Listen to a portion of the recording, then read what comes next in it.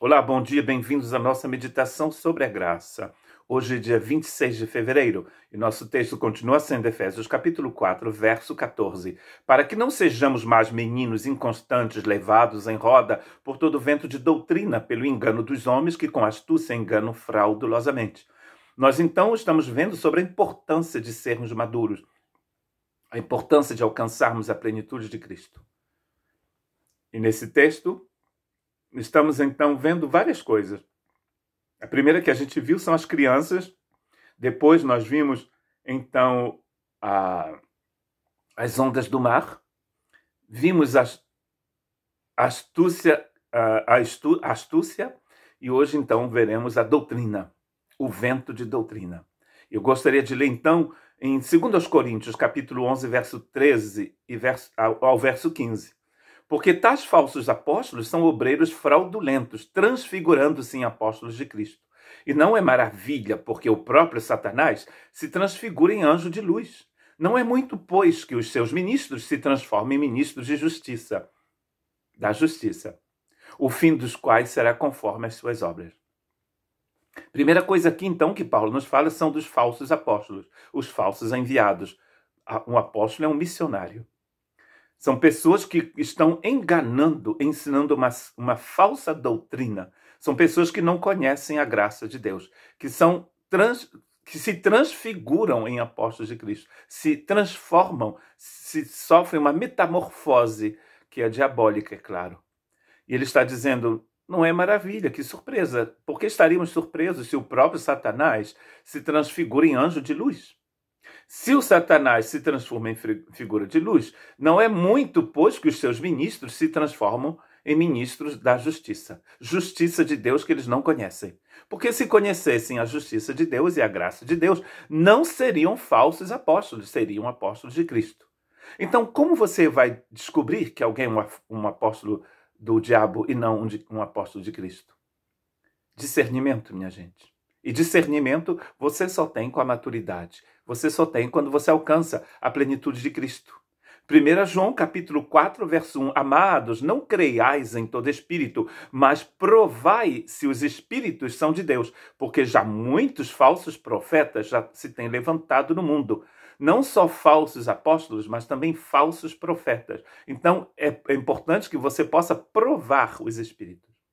Como você vai provar os espíritos se você não tiver a plenitude de Cristo, não tiver a maturidade que Cristo te dá? Busque, então, a maturidade e deixe de ser criança. 2 Pedro, capítulo 2, versos 1 a 3. E também houve entre o povo falsos profetas, como dentre vós haverá também falsos doutores, que introduzirão encobertamente heresias de perdição e negação, e negarão o Senhor que os resgatou, trazendo sobre si mesmos repentina perdição, e muitos seguirão as suas dissoluções, pelos quais será blasfemado o caminho da verdade.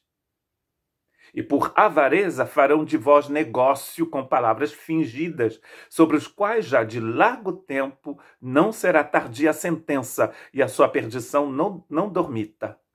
Aqui a gente vê que existirão também falsos doutores, falsos apóstolos, falsos profetas, falsos doutores, que vão ensinar uma falsa doutrina, que nega o próprio Senhor. São essas heresias que existem por aí. E é uma heresia quando surge do meio do povo, do meio da igreja. Senão não seria uma heresia. Por isso chamamos de heresia. Por isso precisamos estar atentos. Interessante que nesse texto ele diz que essas pessoas fazem isso por causa do dinheiro. Não sei se você já viu por aí ao seu redor pessoas que pregam a palavra para se enriquecerem. Não a palavra de Deus, porque eles negam o próprio Senhor. Eles não conhecem a palavra da verdade nem a palavra da justiça, mas um falso evangelho, como nos diz Paulo escrevendo aos Gálatas. Um evangelho que não é evangelho. E o único objetivo aqui, nesse texto, eles pregam por avareza. E farão de vocês negócio com palavras fingidas. Ou seja, nós estamos transformando o evangelho em mercadoria, que a gente vende para os outros. oferecendo riqueza para os outros, quando Cristo nos oferece a riqueza eterna que nós recebemos em Cristo Jesus. Mas isso você só vê se você for uma pessoa madura em Cristo, se você estiver procurando conhecer a Cristo e não se enriquecer usando o Evangelho. Mateus capítulo 7, versos 15 a 20. Acautelai-vos, porém, dos falsos profetas, que vêm até vestidos como ovelhas, mas interiormente são lobos devoradores. Por seus frutos os conhecereis. Olha aqui a chave. Porventura, colhe-se uvas de espinheiros ou figos de abrolhos? Assim toda árvore boa produz bons frutos, e toda árvore má produz má frutos. Não pode a árvore boa dar mais frutos, nem a árvore má dar bons frutos. Toda árvore que não dá bom fruto corta-se e a lança-se no fogo, e se lança-se no fogo. Portanto, pelos seus frutos os conhecereis. Como você vai reconhecer que há um falso profeta, um falso doutor, um falso mestre? Pelos frutos. Se na prática da vida das pessoas não houver, da minha vida inclusive, da sua vida não houver o amor de Deus, o ágape de Deus, se as minhas palavras não são palavras ungidas e alimentadas pelo Espírito Santo, palavras que edificam, é porque possivelmente essa pessoa não é um profeta de Cristo. Toda pessoa que nega o Cristo e que utiliza o Evangelho de Cristo como mercadoria é um falso profeta. Que Deus te abençoe.